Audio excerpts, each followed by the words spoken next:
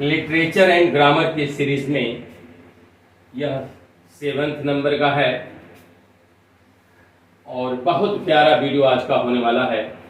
My dear guys, आप इसे न केवल देखें बल्कि लिखें। आइए हम पहले क्वेश्चन पे चलते हैं। Doubt that the stars are fire, doubt that the sun doth move, doubt that truth to be a liar, but never doubt these lines occur in, ये जो पंक्तियां हैं किस प्ले में आती हैं? हैमलेट में, मैकबेथ में, किंग लियर में, नन ऑफ दिस। तो माय डियर गाइस, ये पंक्तियां आपको मालूम है हैमलेट में आती हैं। किस में आती हैं? हैमलेट में आती हैं। और ये बात हैमलेट खुद बोलता है। हैमलेट में ओफेलिया से कहता है कि doubt that the stars are fire, या कभी संदेह मत करना। देखो, यह संदेह कि स्टार्स आर फायर, ये तारे आग के गोले बन जाएं, यह संदेह करना कि कभी ऐसा भी हो सकता है कि तारे आग के गोले बन जाएं। Doubt that the sun doth move, और ऐसा भी संदेह हो सकता है कि सूरज चलने लगे। सूरज तो स्थिर है, लेकिन यह संदेह ये भी हो सकता है कि सूरज चलने लगे। और यह संदेह कि truth to be a liar, कोई सच्चा इंसान झूठा बन सकता है। लेकिन याद रखना, बट नेवर डाउट, लेकिन यह कभी संदेह मत करना कि आई लव, तुमसे प्रेम नहीं करता हूं। ये बात दीज लाइन्स अकरिंग, यह किसने होती है? तो और ये बात आपको पता हो गया हैमलेट में। हैमलेट जो है ओफेलिया से बोलता है। कुल मिलाकर के कभी संदेह मत करना, ये सब हो सकता है। तारे आग के गोले बन सकते हैं, सूरज चल सकता है, और देखिए सच्चे इंसान भी बदल सकते हैं झूठे के रूप में, लेकिन मैं नहीं बदल सकते। कोई संदेह मत करना कि मैं तुझे प्रेम नहीं करता हूं। ये बात हैमलेट जो है ओफेलिया से बोलता है। आइए हम अगले क्वेश्चन पे चलते हैं। Second question, William Shakespeare's play Love's Labour's Last was a free adaptation of the Spanish tragedy of Thomas Quidd, Menacme of Plautus, Decameron by Boccaccio, none of these। आप बताएं इसमें कौन सा ऑप्शन आपका राइट है? तो आप जानते हैं माय डियर गाइस, ये जो है लव्स लेबर लास्ट जो है इसी से लिया गया है, मेनाक्मी ऑफ प्लॉटस से। आइए हम थर्ड क्वेश्चन पे चलते हैं। Third question, one of the best plays, the Tempest is the last of Shakespeare's plays. ये टेम्पेस्ट उनका स्वान सॉन्ग भी कहा जाता है। He was inspired to write it by which incident, किस घटना से उनको यह प्रेरणा मिली थी इस नाटक को लिखने के लिए शेक्सपियर को? तो टेम्पेस्ट जो स्वान सॉन्ग माना जाता है विलियम शेक्सपियर का, यह नाटक, यह प्ले किस घटना से प्रेरित होकर के उन्होंने लिखा था? सिंकिंग ऑफ ए शिप, जहाज के डूबने पर। The defeat of armada, armada की पराजय। Return of the seller of A ship that had disappeared, वह जहाज जो अदृश्य हो गई थी, गायब हो गई थी, और उस पे एक जो नाविक था वह बच गया था। नन ऑफ दीज, इनमें से कोई नहीं। तो माय डियर गाइस, आप जानते हैं टेम्पेस्ट को आपने अच्छी तरह से पढ़ा है, और आपका जो ऑप्शन है वह सी है। Return of the seller of A ship that had disappeared, ये ऑप्शन आपका राइट है। आइए हम अगले क्वेश्चन पे चलते हैं। This is the noblest Roman of them all is said bye.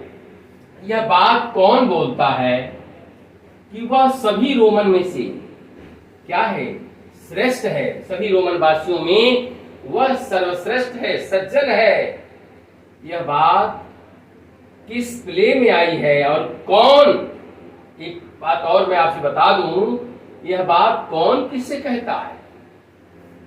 तो यह बात जो है इट इज सेड बाई, हाँ क्वेश्चन जो है आपका, यह एंटोनियो बोलता है। It is said about, and it is said about Brutus. It is said about Brutus.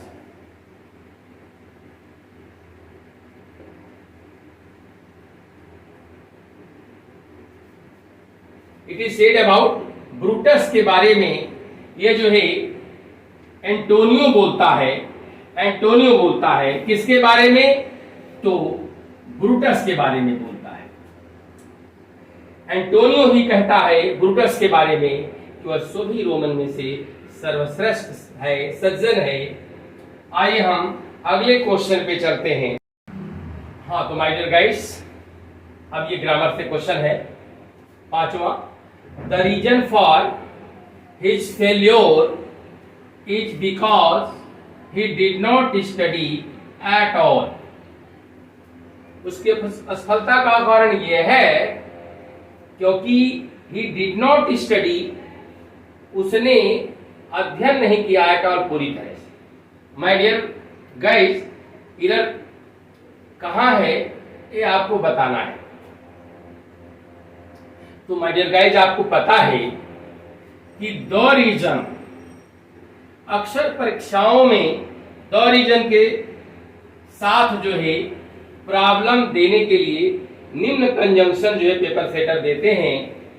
उसमें बिकॉज देते हैं, जैसा कि इसमें दिया हुआ है, बिकॉज, सिंस, फॉर, एज, ये तमाम कंजंक्शन देते हैं।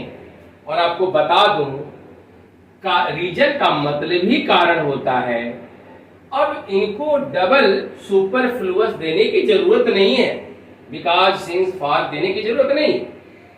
रीजन के बाद दिमाग में रखें कि इनके बाद जो कंजंक्शन आएगा वहां पर आपका क्या लगेगा, दैट लगेगा। यानी यही आपका एरर है।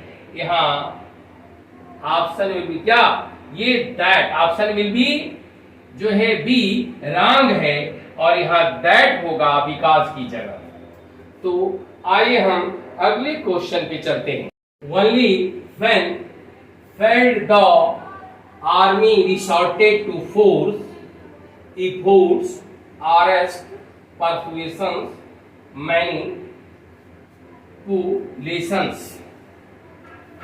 My dear guys, only when, केवल जब क्या किया गया, प्रयास किया गया। प्रयास करने पे कोई फेल थोड़ी ना होता है। क्या किया गया, जब असफलता मिली, जब असफलता मिल गई तो सेना ने जो है ताकत का इस्तेमाल किया। तो इफोर्ट होने पर असफल हो गया, ऐसा तो नहीं है कि इफोर्ट करेंगे आप असफल हो जाएंगे। अरेस्ट करने पर नो, अरेस्ट जब कर लिए तो अब फेल कहां हुए। हाँ देखिए, ये वाला विकल्प आपका जो सी वाला जो पोर्शन है ऑप्शन, यही आपका सही है। परसुएशंस, परसुएट मीन्स होता है मनाना, फुसलाना, बहलाना।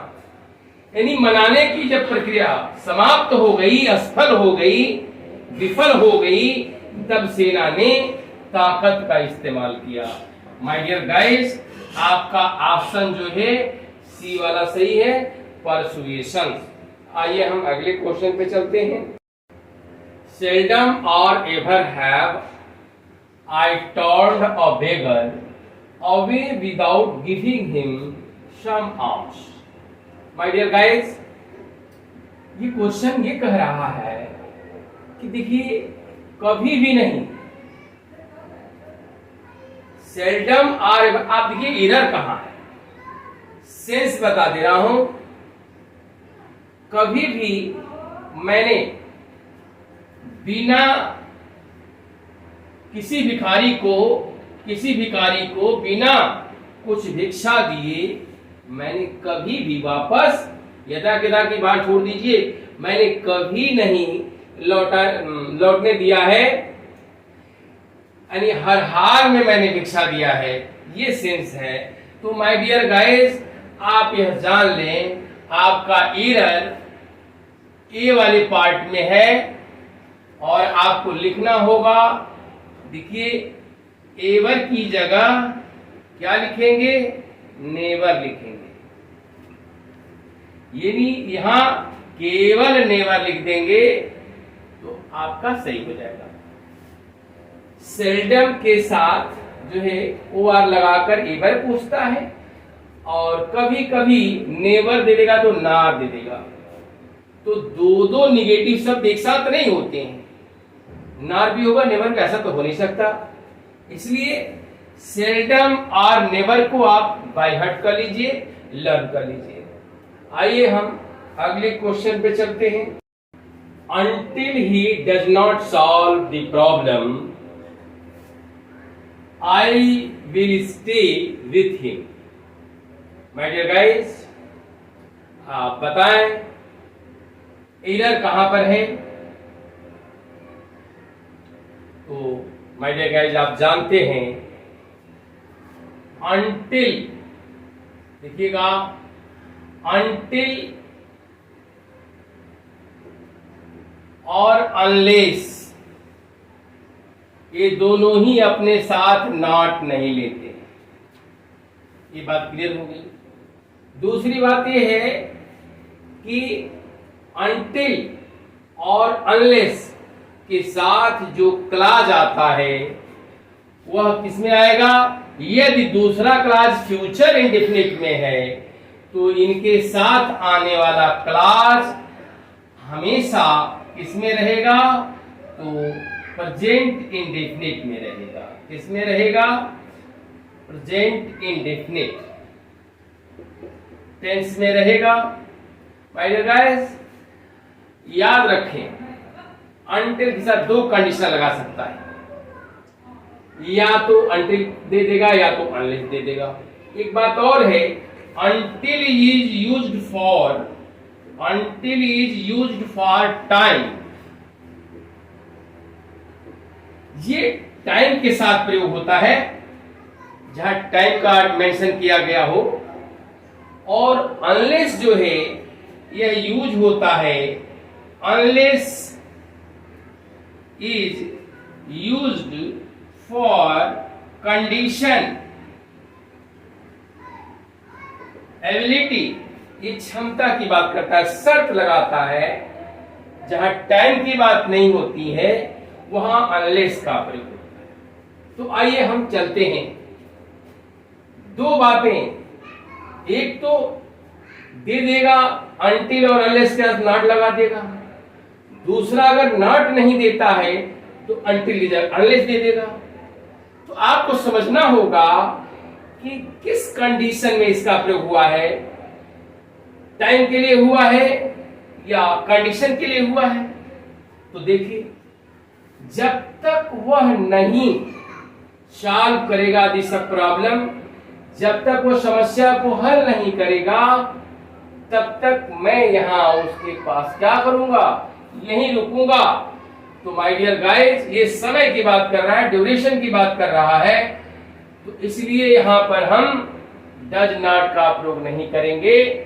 और जब डज नॉट का प्रयोग नहीं करेंगे तो लगाएंगे क्या, तो इसके साथ हम यस लगाएंगे। तो यदि हम इसको टेक आउट करते हैं तो until ही सॉल्व्स हो जाएगा, until he solves the problem, यानी हमारा एरर जो है इसी पार्ट में है।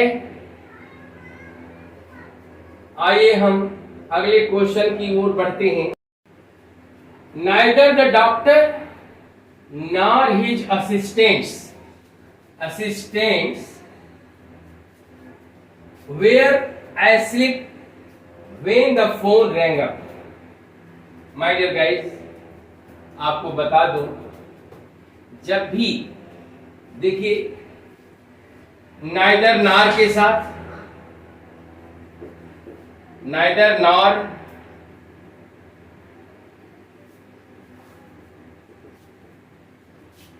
Either or, not only but also. Pay attention to the rules. My dear guys, one thing is that keep in your mind, these are three conditions you have to follow. आपको ये नियम follow करना है कि जब दो भिन्न भिन्न सब्जेक्ट, याद रखना, जब दो भिन्न भिन्न सब्जेक्ट नाइदर नार से, आइदर आर से, not only but also say जुड़े हों तो वर्ब क्या करेंगे, बाद वाले सब्जेक्ट के अनुसार लगाते हैं। और बाद वाला सब्जेक्ट नार हिज, देखिएगा हिज असिस्टेंट्स, ये नाइदर नार से, देखिए एक तो सब्जेक्ट ये है और दूसरा सब्जेक्ट आपका ये डॉक्टर और हिज असिस्टेंट्स, तो ये तो सिंगुलर है। और जो नार के साथ जुड़ा हुआ है हिज असिस्टेंट्स, या प्लूरल है। तो माय डियर गाइस याद रखें, इनके साथ हमेशा प्लूरल वर्ब लगता है, याद रखिएगा, प्लूरल वर्ब लगेगा। एक बार और सुने, जब दो भिन्न भिन्न subject neither nor, either or, not only but also के साथ जुड़े हों तो बाद वाले सब्जेक्ट के अनुसार आप वर्ब का प्रयोग करते हैं। और यदि बाद वाला सब्जेक्ट प्लूरल है तो हमेशा वर्ब भी प्लूरल होगा। अगर ये दोनों सिंगुलर सब्जेक्ट से जुड़े हों तो वर्ब भी सिंगुलर होगा। जैसे either Saroj or Sushma has stolen my pen होगा, न कि हैव स्टोलन माई पेन होगा, क्योंकि सुषमा और सरोज दोनों सिंगुलर हैं, इसलिए वर्ब भी सिंगुलर होगा। तो दैट्स ऑल। आइए हम अगले क्वेश्चन पे चलते हैं। तो देखिए, because he has been ill for a month so he does not come to the office. No error. My dear guys, देखिए इसका जो थीम है, जो इसका ट्रांसलेशन है वो ऐसे है, बिकॉज चूंकि ही हैज बीन, वह बीमार है, फॉर ए मंथ, एक महीने से, चूंकि वह एक महीने से बीमार है, इसलिए इसलिए he does not come to the office, वह ऑफिस नहीं आता है। चूंकि वह एक महीने से बीमार है इसलिए वह ऑफिस नहीं आता है। तो माय डियर गाइस, आपको बता दूं, एक कंडीशन आप याद कर लें कि जब भी शुरू में विकास दिया हो तो इसलिए कि अंग्रेजी जो सो है इसको हम नहीं लिखते हैं, यही इरर है आपका। यानी इरर जो पोर्शन है वह इसी में है, यानी आपका ये ए है, ये बी है और ये आपका सी है और ये डी है। तो सी वाले पोर्शन में माय डियर गाइस इरर है। इसके लिए मैं बता दूं, जब भी चूंकि की अंग्रेजी देख लीजिएगा, जब भी शुरू में बिकॉज आए, सिंस आए, एज आए, नाउ दैट आए, नाउ दैट आए, थिंकिंग दैट आए। माय डियर गाइस, आपको बता दूं, जब भी शुरू में अगर ये आता है और इसका अर्थ निकलता है चूंकि, ध्यान दीजिएगा, तो दूसरी क्लास के पहले इसलिए कि अंग्रेजी जो सो आया हुआ है यह नहीं लिखते हैं। जब चूंकि की अंग्रेजी लिखते हैं तो इसलिए की अंग्रेजी नहीं लिखते हैं। इसलिए माय डियर गाइस, यहाँ आपका सी वाले में एरर है, इसको नहीं रहना है। केवल इसके लिए हम कामा लगा देते हैं। क्या करते हैं? कामा लगा देते हैं इसके जगह पर। आइए हम हाँ, तो मैं डियर बच्चे बता दूं, ये आपके लिए सीरीज ये 10 क्वेश्चन का रहा, और इसे आप क्या करें, लाइक, अगर आपने पसंद किया इस सीरीज को तो लाइक करें, सब्सक्राइब करें। Thanks, good night.